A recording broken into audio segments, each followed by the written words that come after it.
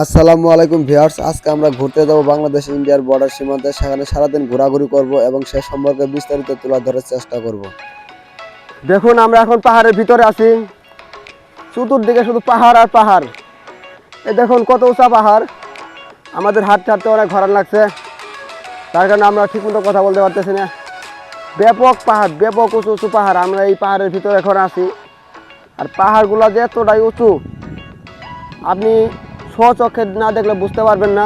এখন পাহাড়ের সর্বোচ্চ উঁচুতে আছি, যেদিকে তাকাবেন শুধু চোখের শান্তি, মনের শান্তি। নিচে পাহাড়ের ফাঁকে ফাঁকে তারা কৃষিকাজ করে। এখানে ধান রোপণ করছে, এখন ধানের সিজন, ধানের সময়। তারা অনেক জমিতে ধান রোপণ করছে। এই পুরাটাই এগুলা সবই ধানেরই।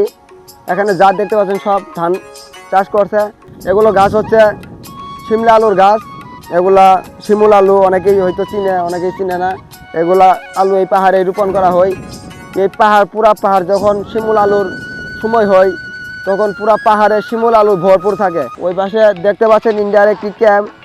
এখানে বিএসএফ থাকে, ইন্ডিয়ান বিএসএফ। তারা সীমানা পাহারা দেয়। আর এই যে সীমানা দিয়ে তার কাটা দিয়েছে তারা, যেন বাংলাদেশের লোক ইন্ডিয়াতে প্রবেশ করতে পারে না। এই পাহাড়ে আপনি যদি একবার নিচে নামতে ধরেন, পরে আর আপনি উপরে উঠতে পারবেন না। অনেকটাই উঁচু পাহাড়। আমরা অনেক কষ্ট করার পরে সারাদিন পাহাড়ে ঘোরাঘুরি করলাম। এখন তো খাওয়ার মতো পাহাড়ে কিছু নাই। পাহাড়ের সিজন শেষ সব ফলের, যার কারণে এখন পাহাড়ে কিছু আলু আছে। আমরা এই আলু খাবো। এই শিমুল আলু দেখুন আমরা কিভাবে তুলি। এই যে এটা হচ্ছে শিমুল আলু। অনেকক্ষণ ধরে এই আলুটার পিছনে আমরা কষ্ট করে যাচ্ছি, কিন্তু আলুটারে আমরা তুলতে পারতেছি না। আলুটা অনেক গভীরে চলে গেছে। কি চেষ্টা করতেছে, অবশেষে আলুটা ভেঙে ফেলে। অনেক কষ্ট করে আলুটা আমরা তুলতে চাইলাম, কিন্তু পাইলাম না, অনেক বড়, যার কারণে অল্পতে ভেঙে গেল। আচ্ছা, আসুন দেখি আরেকটা গাছে যাই। এই যে আরেকটি গাছ আমরা খুঁজতেছি, দেখি এই গাছটি খোঁড়ার পরে আলু পাই কিনা। এই যে আলু দেখা যাচ্ছে, মাশাআল্লাহ, এটাতে আলু পাওয়ার সম্ভাবনা আছে।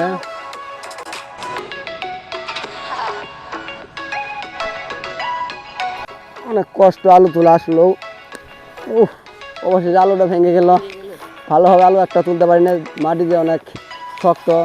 ওয়াও, আসলে দুঃখের পরে আছে সুখ, এই কথা অবাস্তব কিছু না। এই আলুগুলো আমরা আজকে দুপুরে খাবো। এই আলুগুলো এখন আমরা নিচে নিয়ে যাব, পাহাড় থেকে নিচে নামাবো। নিচে নামিয়ে পাহাড়ি জঙ্গল টঙ্গল দিয়ে এই আলুগুলো পুরাবো। পুরানোর পরে এই আলুগুলো আমরা খাবো। কি আগুনের তাপ! এই আলুগুলো পুরানো হলে তারপর আজকে দুপুরের খাবার হবে আমাদের। আমরা এখন আলু আগুনে পুরাইতেছি। কি একটা ভালো লাগতেছে আসলেও। না খেয়ে আছি, এটা কোনো কষ্ট লাগতেছে না। আমাদের এটাই ভালো লাগতেছে যে আমরা পাহাড় থেকে আলু তুলে আগুনে পুড়ে পাহাড়ে খাচ্ছি। এটি আমাদের সব থেকে বড় ভালো লাগতেছে। দেখুন কি পরিমাণে আমরা আগুন দিছি আলুতে। এই আলুগুলো সিদ্ধ হলে পয়সা আমাদের দুপুরে খাওয়া হবে। আজকে এখন প্রায় বেলা 2টার উপরে বাজে, আমরা এখনও খাই নাই। এই আলুগুলা হইলে আমরা খাওয়া দাওয়া করবো। এই আলুগুলো এখন পুড়তে থাক, ততক্ষণে এখানে এক কৃষকের সাথে কথা বলে পাহাড়ের বিস্তারিত জানার চেষ্টা করব। কথা হচ্ছে, আপনারা যে এই পাহাড়ে আবাদ করেন, এখানে কিন্তু চতুর সাইডে শুধু পাহাড় আর পাহাড়। ওই সামনে দেখতে পাইলাম আমরা বর্ডার, সেখানে ইন্ডিয়ার তার কাটা। তো আপনারা এখানে আবাদ করে কি কি সুবিধায় আছেন এবং কি কি অসুবিধা আছেন, তাই দর্শকদের আপনি একটু বলেন। অনেক সুবিধা আমাদের অতি আবাদ করলে তেল লাগে, আপনার তেলের যে দাম, আর ইনো আপনার বিনি তেলেই পাইতাছি আমরা পানি, খালি একটু বান দিলেই পানি উঠে।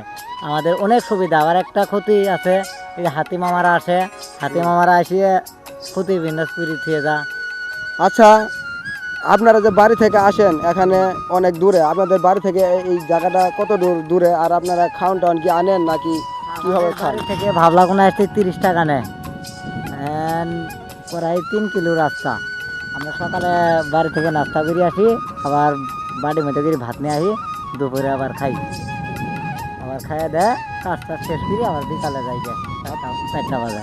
আচ্ছা, আপনারা যে সময় যান এখানে পাহাড় থেকে, পাহাড়ি যে অনেক বন্য প্রাণী আছে, কখনো কি বন্য প্রাণীর সামনে না আমরা পড়ছিলেন? না, পড়ি নাই কোনো, মানে কখনো বন্য প্রাণীর সামনে পড়েন না? না। আর কি মাঝে মাঝে যে সময় হাতি আসে সেই সময় কিছু সমস্যা হয়? একটা সমস্যা খালি এই হাতেরই, আর কোনো সমস্যা নেই। আচ্ছা ভাই, ধন্যবাদ আপনাকে। আপনাকে অনেক কষ্ট দিলাম, আপনার কাজে আমরা সমস্যা করলাম, মনে কিছু রাখেন না। পাহাড়ে চলার পথে কয়েকজন উপজাতির সাথে দেখা হলো। তারা অনেক ভালো মনের মানুষ। তো বেশি কথা না বলে তাদের সম্পর্কে জানার চেষ্টা করি। আপনি যে এই বয়সেও যে পাহাড়ে ওঠেন, আপনার কি তেমন শক্তি আছে? শক্তিটা কোন হ্যাঁ শক্তি আছে অনেক না? পাহাড়ে উঠতে পারেন ভালো মতন?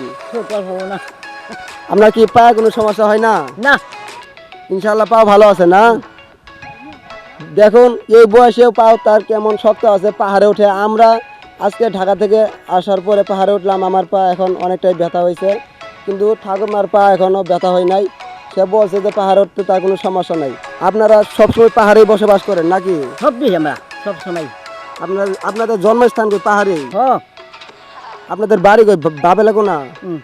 আপনার কথাটি আমার ভালো লাগছে। দোয়া করবেন আমাদের জন্য, ঠিক আছে? একটু মাথা থাকতে দোয়া করে দেন। ঠিক আছে, আপনাকে অনেক ধন্যবাদ। মনে কষ্ট দিলাম, হ্যাঁ কিছু মনে করেন না। অবশেষে দীর্ঘ অপেক্ষার পরে আমাদের আলু সিদ্ধ হয়ে গেল। এখন আমরা মন ভরে পাহাড়ি আলু খাবো। আলুগুলো অনেক স্বাদ হয়েছে, পাহাড়ের পুরো আলু। এই আলুর স্বাদ তারাই বুঝে যারা একবার খেয়েছে, তাই আমরাও আজকে খাইলাম সেই স্বাদ। এখন যে পানিটি দেখতে পাচ্ছেন এটি পাহাড়ি ঝর্ণার পানি। পানিটি একদম পরিশুদ্ধ। এখন আমরা এই পানি খাবো। আজকে সারাদিন অনেক ঘোরাঘুরি করলাম, অনেক আনন্দে কাটালাম। দিনটি বেশ ভালোই ছিল। তো আজকের মতো ভিডিওটি এখানেই শেষ। দেখা হচ্ছে নতুন কোনো ভিডিওতে নতুন কিছু নিয়ে। ততক্ষণে ভালো থাকবেন, সুস্থ থাকবেন। আল্লাহ হাফেজ।